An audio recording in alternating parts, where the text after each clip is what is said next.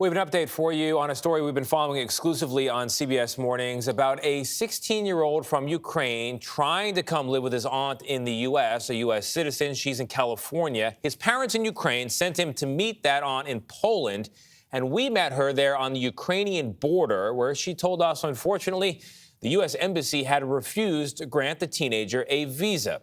Well, after a long and often traumatic journey, that teenager is finally in California, arrived in May. Werner has his story. Look at my baby boy! This is how Marina Saifi's fight to rescue her 16-year-old nephew finally ended, with a hug. Saifi, a Ukrainian-born U.S. citizen, had been working to bring Ilya Prokhin to live with her in the Bay Area since late February. His parents can't leave Odessa. Saifi's sister is a police officer, and men over 18 aren't allowed to leave. So they put the teenaged Ilya on a train to the Polish border, where Saifi flew to pick him up. That's where she learned a hard truth, as she told CBS Mornings' Tony Dokoupil. When we went to the American embassy, they just turned us away. At the time, the U.S. had no program for Ukrainian refugees fleeing the war. America, the country of free people, and I'm a free person, cannot bring my only nephew from the war zone. That's the reality.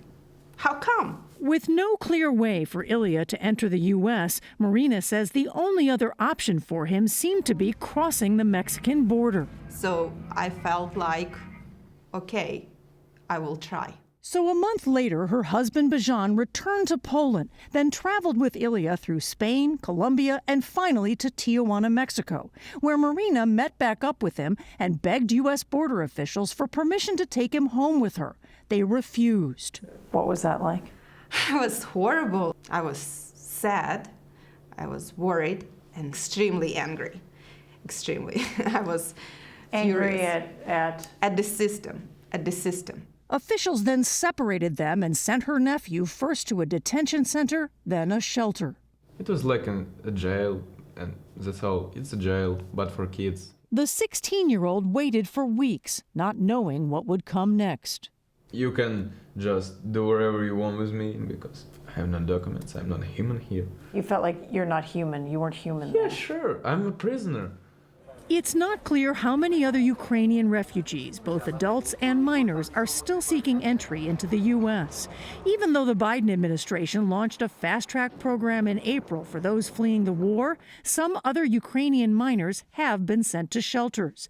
Melissa Adamson is an attorney with the National Center for Youth Law. Separating children from family members can be extremely traumatic. It can have short and long-term effects for their health, for their mental health. It can be extremely traumatizing. She visited the shelter where Ilya and other Ukrainian minors were held. And just to paint another picture of the facility for you, it's very small.